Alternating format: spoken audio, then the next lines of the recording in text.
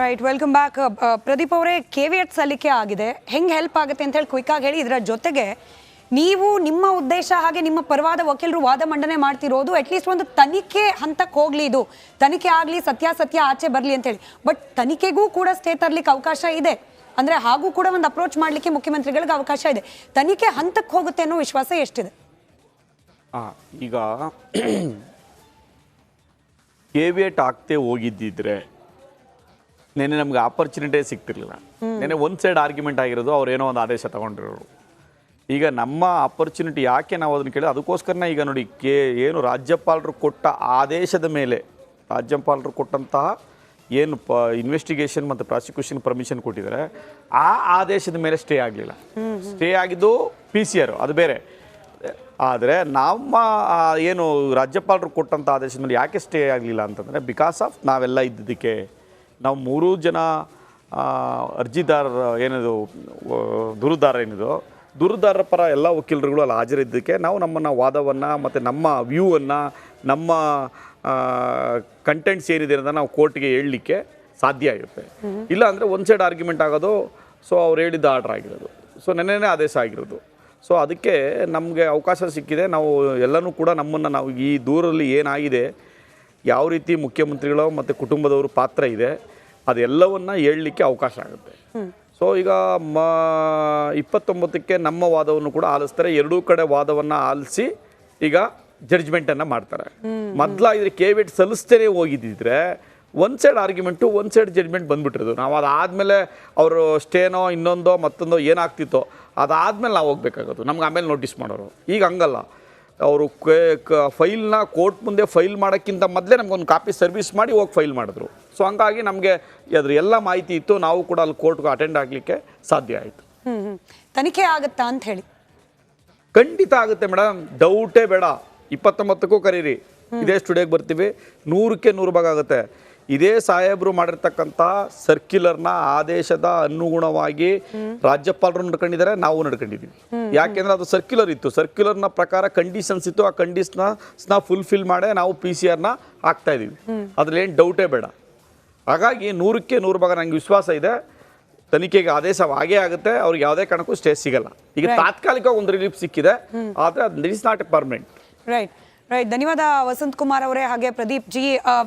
ಕೋರ್ಟ್ನ ಒಳಗಾಗ್ತಿರುವ ಅನೇಕ ವಿಚಾರಗಳನ್ನು ನಾವು ಇಲ್ಲಿ ಬಹಿರಂಗ ವೇದಿಕೆಯಲ್ಲಿ ಚರ್ಚೆ ಮಾಡ್ಲಿಕ್ಕೆ ಸಾಧ್ಯ ಇಲ್ಲ. ಹೀಗಾಗಿ ಜನಸಾಮಾನ್ಯರಿಗೆ ಏನು ಒಂದಷ್ಟು ಅನುಮಾನ ಆಯಿತು, ಅದನ್ನ ನಿಮ್ಮ ಉತ್ತರದ ಮೂಲಕ ಕಂಡುಕೊಳ್ಳೋ ಪ್ರಯತ್ನ ಮಾಡಿದ್ದೀವಿ. ಥ್ಯಾಂಕ್ ಯು ಸೋ ಮಚ್ ಇಬ್ಬರ ಸಮಯಕ್ಕೋಸ್ಕರ, ಹಾಗೆ ಆಲ್ ದಿ ಬೆಸ್ಟ್ ನಿಮ್ಮ ಲೀಗಲ್ ಫೈಟ್ಗೆ.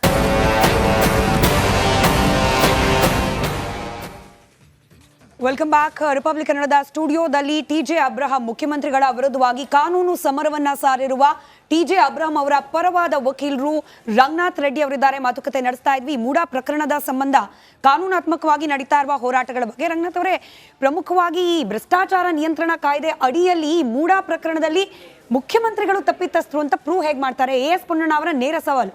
ಯಾಕಂತಂದ್ರೆ ಸೈಟ್ ಕಳ್ಕೊಂಡ್ರು, ಅಂದ್ರೆ ಭೂಮಿ ಕಳ್ಕೊಂಡ್ರು, ಕಾಂಪನ್ಸೇಷನ್ ಕೇಳಿದ್ರು, BJP ಸರ್ಕಾರ ಆಯ್ತು, ಅವ್ರು ಕೊಟ್ಟಿದ್ದಾರೆ. ಇಲ್ಲಿ ಕರಪ್ಷನ್ ಅಂತ ಹೇಳಿ ಹೇಗಾಯ್ತು?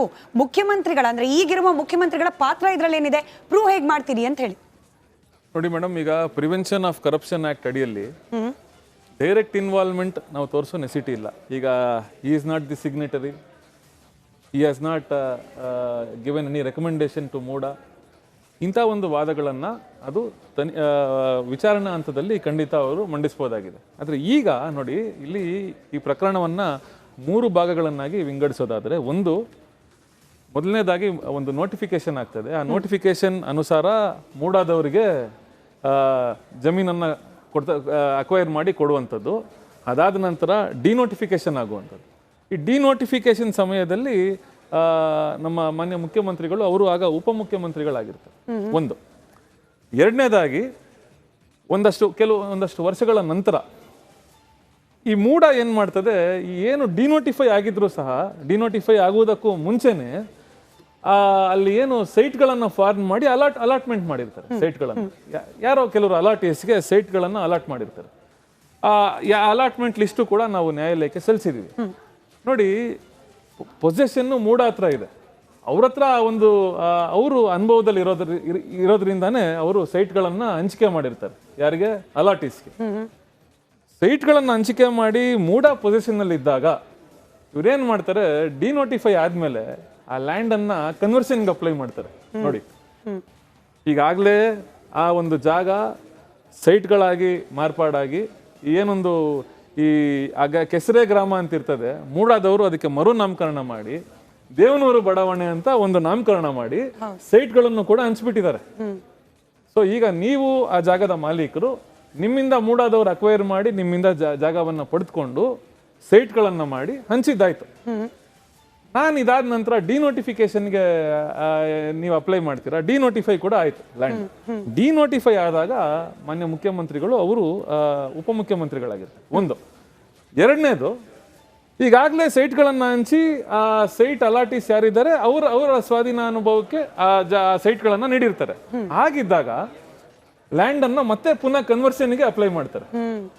ನೋಡಿ, ಈಗಾಗಲೇ ಅನುಭವದಲ್ಲಿ ಇರುವಂತಹ ಒಂದು ಜಾಗ, ಒಂದು ನಿವಾಸಿಗಳಾಗಿ ಪರಿವರ್ತನೆ ಆಗಿರುವಂತಹ ಜಾಗವನ್ನ ಯಾವ ರೀತಿ ಕನ್ವರ್ಷನ್ ಮಾಡ್ಲಿಕ್ಕೆ ಬರ್ತದೆ? ಆಗ ಏನಾಗ್ತದೆ, ಕೆಲವೊಂದಷ್ಟು ಆರೋಪಿಗಳು ನೋಡಿ, ಇದರಲ್ಲಿ ತಹಸೀಲ್ದಾರ್, DC ಕೂಡ ಆರೋಪಿಗಳಿದ್ದಾರೆ ಇದರಲ್ಲಿ. ಅವ್ರೇನ್ ಮಾಡ್ತಾರೆ, ತಹಸೀಲ್ದಾರ್ ಬಂದು ಒಂದು ರಿಪೋರ್ಟ್ ಅನ್ನ ಸಲ್ಲಿಸ್ತಾರೆ, ಈ ಜಾಗವನ್ನ ಕನ್ವರ್ಷನ್ ಮಾಡ್ಬೋದು ಅಂತ. ಪುನಃ DC ಕೂಡ ಎಕ್ಸಾಮಿನ್ ಮಾಡ್ತಾರೆ ಅಲ್ಲಿಗೆ ಬಂದು.